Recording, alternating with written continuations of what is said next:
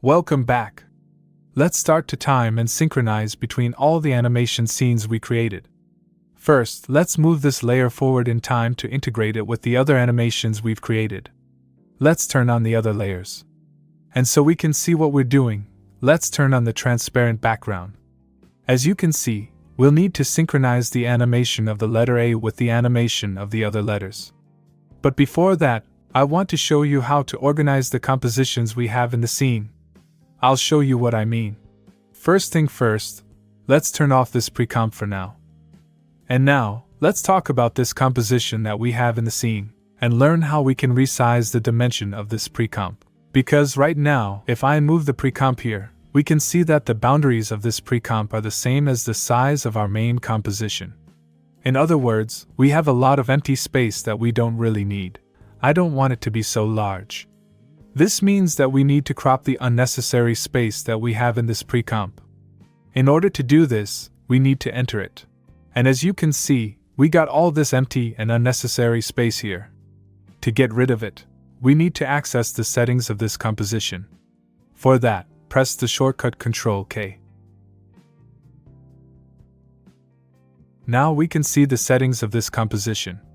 We can now decrease its width. Let's try to find a good size for the width. Let's set it to 600. We can also reduce its height. Let's set it to 600 as well. Once done, click OK. Now, let's go back to our main composition, and we can see that the boundaries of this composition have now become smaller. And now, let's do the same for this pre-comp as well. So, the first thing we need to do is to enter the pre-comp. Now, press Ctrl-K, and change the dimensions to 600 by 600 here as well. Hit OK, and return to the main composition. And now, let's animate the letter A, and synchronize it with the animation of the letters. But first, let's animate the size of this pre-comp.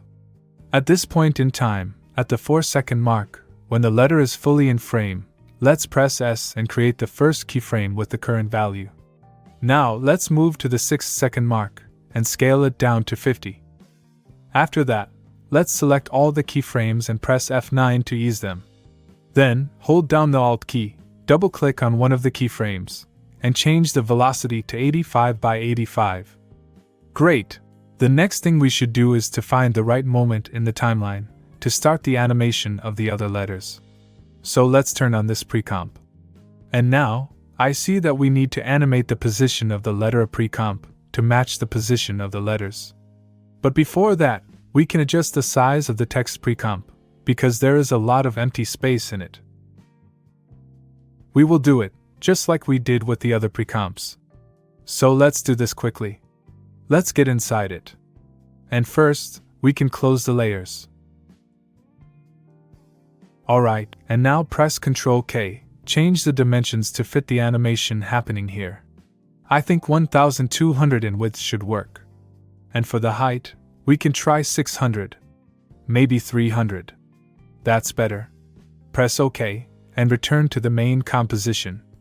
Now let's go to the point in time when the letters finish their animation to see their final position. And now we need to adjust the text pre-comp and the letter pre-comp's position, because right now, they're not centered in the scene, and that looks weird. So let's go to second 8, where the text finishes its animation. And now, let's try to find a good place for it in the scene. You can bring it down a bit. And now, let's time the animation of the letter A to the position of the other letters. So when the letter A finishes the scale animation, at second 6, let's create an animation for the position property, and move it to the left. Press P to see the position property. And now, we'll create a keyframe at this time with the current value, because up to this point, we want this pre-comp to stay where it is currently located. Now, let's move to the second number 8, and move it to the left while holding down the Shift key. Let's position it here. And we'll move this pre-comp here, so that this whole scene is in the center of the composition. We can move this pre-comp a bit to the right. Once done, select all the keyframes and press F9. Then, hold down the Alt key and double-click one of the keyframes to change the velocity to 85 by 85. Now, As you can see, the letters currently appear above the letter A. This means that the letters are where they're supposed to be at the end, but they weren't in the best starting position. So let's enter the text pre-comp and adjust their initial position. To see the position keyframes for all the layers, we need to select them and press P. Then, to change the starting keyframes, we must be right on them with the time indicator. Otherwise, if we move the letters around without standing on them, the animation will get messed up, since we'll create new keyframes. So, it's super important to stand on the right keyframes when we're changing them. To do that, we can hold Shift while moving the time indicator. This way, it will snap to the nearest keyframe. Okay, now let's change the position of the letters in these keyframes. Let's move all the layers to the right, using the right arrow key on the keyboard. Hold down the Shift key, so that the layers move in larger increments. Let's go back to the main composition and see how it looks. I think I moved them too much to the right. I'll go back to the composition and move them a bit to the left this time. Let's see how it looks now. It's already better. And now, we can move the time indicator to see the timing between these two pre-comps. I think the text should start to move after the letter moves. This means we need to move the text pre-comp a bit farther in time. Let's see that once again.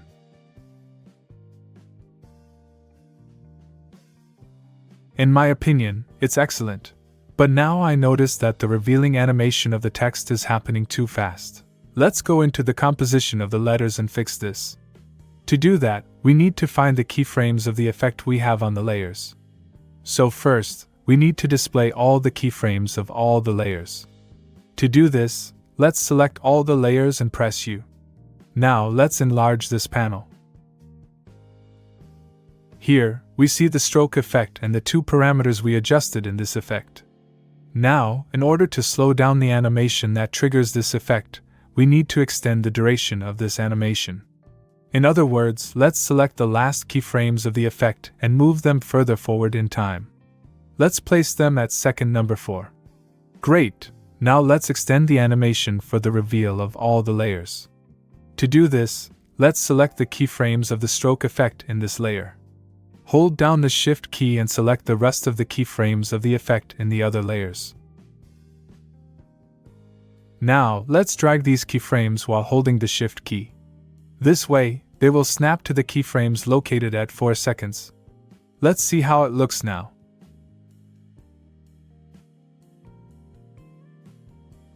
I think it's much better. Okay, now let's close all the layers. To do that, we need to make sure we're not selecting any layer. You can click here or here. And now press the U key. Let's shrink the composition panel a bit. Now let's create an offset between the layers. In other words, let's make the letters appear one after the other, with a slight delay. Currently, they all appear at the same time. So let's select all the letters, except for the letter T, and move them 3 frames forward in time. Now, to unselect this layer, hold the Control key and click on it once. Great, now let's move these layers 3 frames forward in time. Now, hold the Control key and click on this layer once, to unselect it. And now, let's move these layers 3 frames forward in time as well. Let's do this again, and see how it looks now.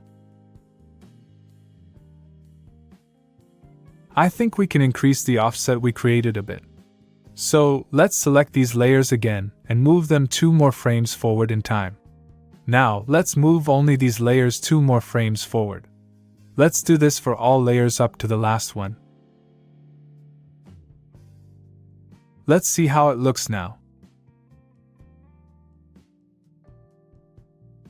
I think it's better. Now, let's go back to the main composition and see how it looks with the letter A. Looks nice. And now, let's learn how to shorten the duration of the precomps we have in the scene. I'll explain what I mean. As you can see, the duration of this composition is very long.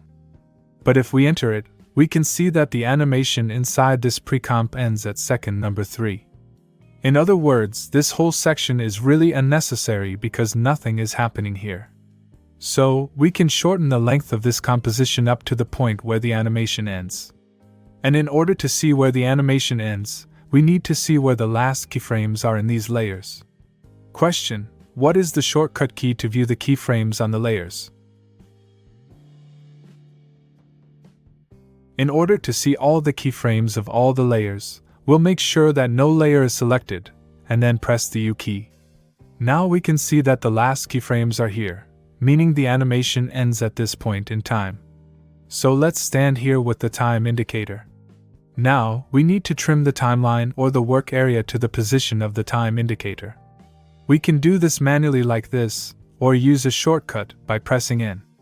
Now, to cut it, we need to right-click on the work area and select Trim Comp to Work Area. Great! Now the length of this composition is 4 seconds. When we go back to the main composition, it seems that the length of this pre-comp has indeed been shortened. We don't need to cut this pre-comp, because we need to see the letter A until the end of the animation. The same goes for this pre-comp. Okay, now before we move on, let's zoom out on the timeline, and press Ctrl S, to save everything we've done so far. Now I want us to discuss a very important topic, which is how to modify the animation we've already created, in other words, how to change keyframes. And we will do that in the next part.